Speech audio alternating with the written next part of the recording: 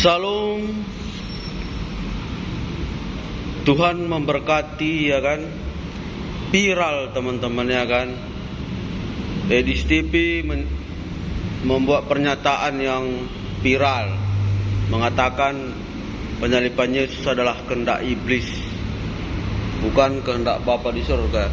Sebenarnya kita dibawa di sini muter-muter, ya kan, muter-muter. Kalau Yesus tidak menyerahkan nyawanya, ya tidak bisa disalib.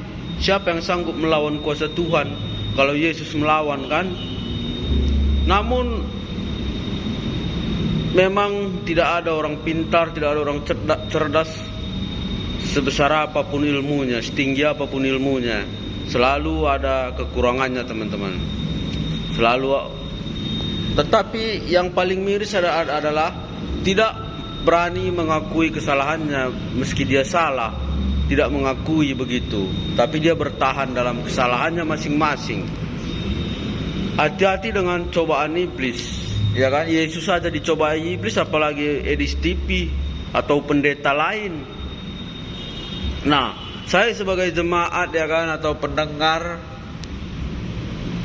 justru pernyataan Edis TV ini udah bertimbal balik, ya kan? Penyaliban itu kan dibuat Tuhan sebagai penebusan dosa.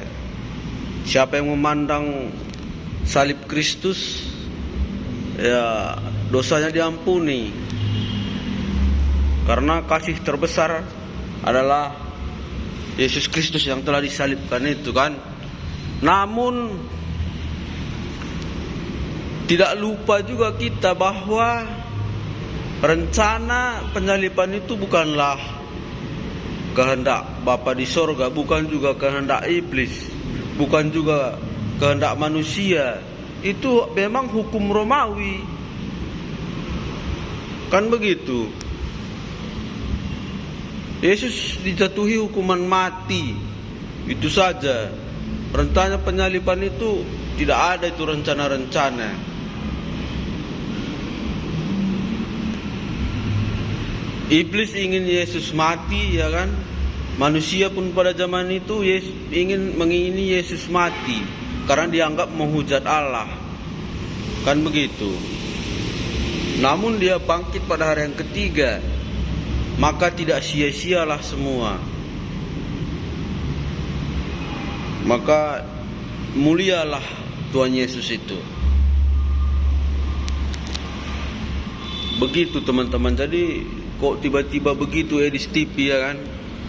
Lama-lama mualaf dia itu kalau begitu caranya itu. Kebanyakan bahas agama seberang dia, jadi udah pendek sumbunya. Dia membuat pernyataan itu kan seolah-olah iblis meminta jasa pada orang Kristen.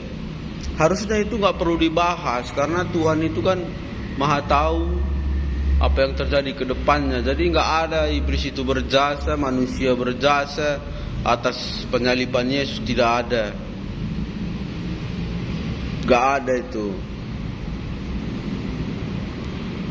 Begitu, teman-teman. Terima kasih. Salam.